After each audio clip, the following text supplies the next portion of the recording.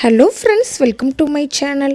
நம்ம வீடுகளில் கேஸ் அடுப்புக்கு அப்புறமா இல்லை கேஸ் அடுப்பை விட வேகமாக பயன்படுத்துறது என்னென்னா இந்த இண்டக்ஷன் ஸ்டவ் தான். ஆனால் இதை முறையாக பராமரித்தா தான் பல வருஷத்துக்கு பலன்னு ரிப்பேர் ஆகாமல் இருக்கும். இன்றைக்கி வீடியோவில் உங்கள் அடுப்பை இண்டக்ஷனை எப்படி நம்ம சரியாக க்ளீன் பண்ணுறது, எப்படியெல்லாம் மெயின்டைன் பண்ணுறது, எதையெல்லாம் செய்யக்கூடாது அப்படின்றத தெளிவாக பார்க்க போகிறோம். ஸோ வீடியோவை ஸ்கிப் பண்ணாமல் லாஸ்ட் வரைக்கும் பாருங்கள். இப்போ நம்ம க்ளீனிங் ஆக்ஷனில் இறங்குறதுக்கு முன்னாடி உங்கள் பாதுகாப்புக்கும் உங்கள் இண்டக்ஷன் பாதுகாப்புக்கும் இந்த 3 விஷயத்தை கண்டிப்பாக செக் பண்ணிக்கோங்க. First one, power cut. முதல்ல இண்டக்ஷனை சுவிட்ச் ஆஃப் பண்ணிடுங்க. அது மட்டும் இல்லாமல் அந்த ப்ளக்கையும் கழட்டி வச்சுருங்க. ஸோ இது ரொம்ப முக்கியம். செகண்டு என்னென்னா, சமைச்சு முடித்த உடனே ஆர்வ கோளாறில் அடுப்பை தொட்டுறாதீங்க. கண்ணாடி மேலே இருக்கிற சூடு சில்லுன்னு ஆகுற வரைக்கும் வெயிட் பண்ணுங்கள். சூடாக இருக்கிறப்ப தண்ணி பட்டுச்சுன்னா கிளாஸ் விரிசல் விடக்கூட சான்ஸ் இருக்குது. நெக்ஸ்ட்டு, அடுப்புக்கு அடியில் இருக்கிற ஃபேனுக்கு காற்று போகிறதுக்கு ஏதாச்சும் டிஸ்டர்ப் இல்லாத மாதிரி பார்த்துக்கோங்க. அங்கே ஏதாவது குப்பை இல்லைன்னா ஏதாச்சும் அடைச்சிருந்துச்சுன்னா அதை மெதுவாக ஊதி க்ளீன் பண்ணிடுங்க. இப்போ நம்ம தினமும் யூஸ் பண்ணுற இண்டக்ஷன் அடுப்பை எப்படி டக்குன்னு க்ளீன் பண்ணுறதுன்னு பார்க்கலாம். சமையல் முடிஞ்ச உடனே இதை பண்ணிங்கன்னா உங்கள் ஸ்டவ் எப்பயுமே நீங்கள் கடையிலேருந்து வாங்கிட்டு வந்த மாதிரியே புதுசாகவே இருக்கும். ஸோ ஃபஸ்ட்டு என்ன இதுக்கு தேவை அப்படின்னா, மைக்ரோ ஃபைபர் கிளாத். அதுதான் தேவை. ஒரு நல்ல சாஃப்டான மைக்ரோ ஃபைபர் கிளாத் எடுத்துக்கோங்க. அப்புறம் தனியாக வெதுவெதுப்பான தண்ணி எடுத்து வச்சுக்கோங்க. ரொம்ப தண்ணி சூடாக இருக்கக்கூடாது, வெதுவெதுப்பாக இருக்கணும்.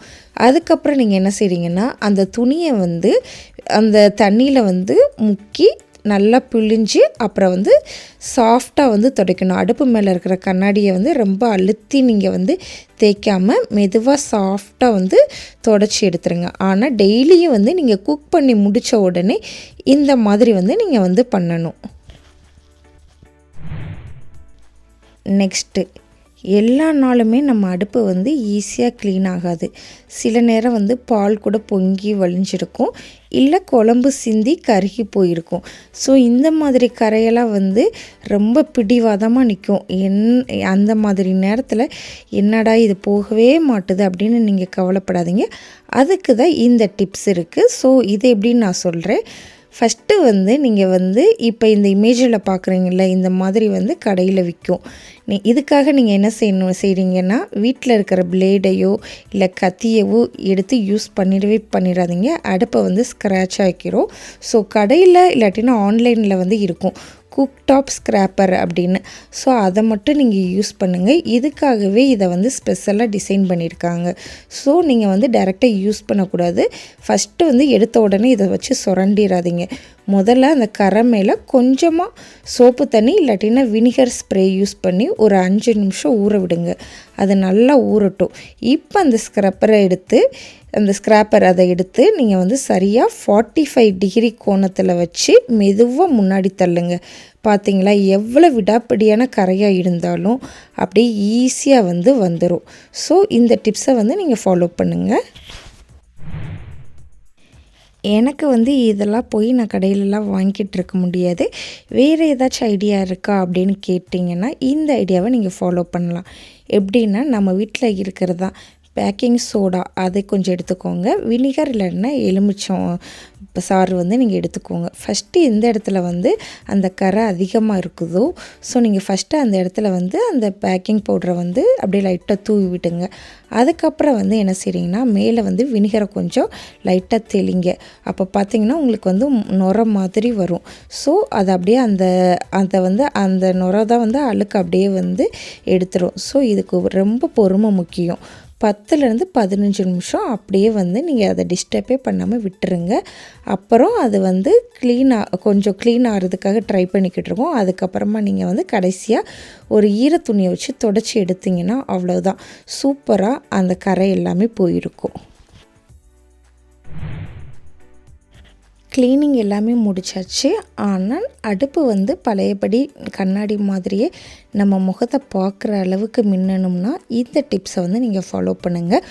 உங்கள் வீட்டில் இருக்கிற கண்ணாடியெல்லாம் துடைக்கிறதுக்கு வந்து கிளாஸ் கிளீனர்னு ஒன்று வந்து இருக்கும். ஸோ அதை எடுத்துக்கோங்க. இல்லாட்டினாலும் கடையில் வந்து விற்கும். ஸோ அதை நீங்கள் வாங்கி வச்சுக்கோங்க. இப்போ ஒரு முக்கியமான விஷயம் வந்து கவனிங்க. நீங்கள் வந்து அந்த க்ளீனரை வந்து நேரடியாக வந்து நீங்கள் வந்து அடுப்பு மேலே ஸ்ப்ரே பண்ணக்கூடாது.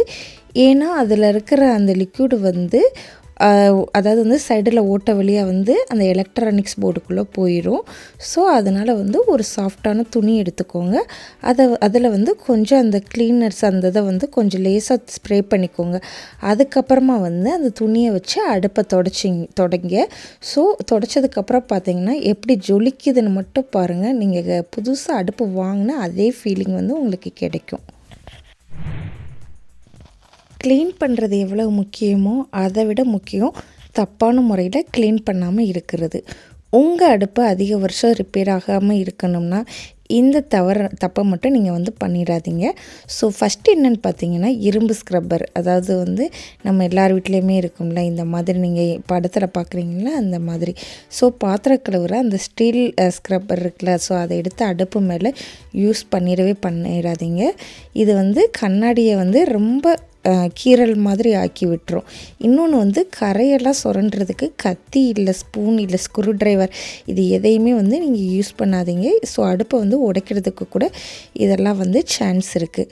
இன்னொன்று வந்து என்னென்னா அடுப்பு மேலே தண்ணியை வந்து ஊற்றி கழுவிடாதீங்க. ஈர துணியை மட்டும் தொடச்சி, அதாவது வந்து ஈரத்துணியை தண்ணியில் முக்கி அதை நல்லா புழிஞ்சு அதை மட்டும் யூஸ் பண்ணுங்கள். ஏன்னா அந்த சர்க்யூட்குள்ளே வந்து தண்ணி உள்ளே போகிறதுக்கான சான்ஸ் இருக்குது.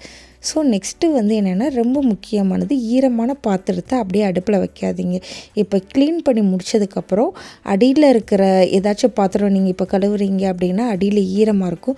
ஸோ அந்த பாத்திரத்தை அப்படியே கொண்டு போய் அடுப்பு மேலே வந்து வச்சிடாதீங்க. ரொம்ப திட்டாக கரை விழுக சான்ஸ் இருக்குது.